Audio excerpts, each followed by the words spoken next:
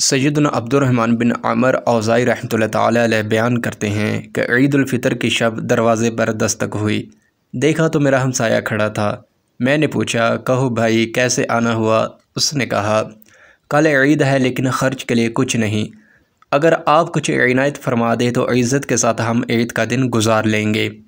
میں نے اپنی بیوی سے کہا، ہمارا فلاں پڑوسی آیا ہے، اس کے پاس عید کے لیے ایک پیسہ تک نہیں، اگر تمہاری رائے ہو تو جو 25 درہم ہم نے عید کے لیے رکھ چھوڑے ہیں اس کو پیش کر دیں، ہمیں اللہ تعالیٰ اور دے دے گا۔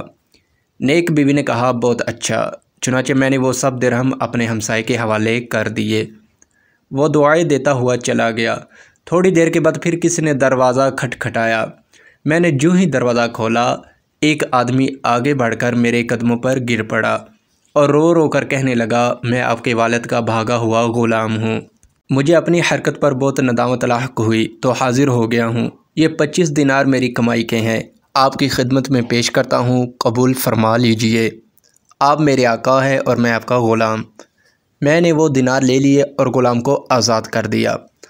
پھر میں نے اپنی بیوی سے کہا، خدا عز و جل کی شان دیکھو، اس نے ہمیں درہم کے بدلے دینار عطا فرمائے۔ پہلے درہم چاندی کے اور دینار سونے کے ہوتے تھے۔ اللہ رب العزت عز و جل کی ان پر رحمت ہو اور ان کے صدقے ہماری بے حساب مغفرت ہو، آمین بجاہ النبی الامین صلی اللہ تعالی علیہ وآلہ وسلم۔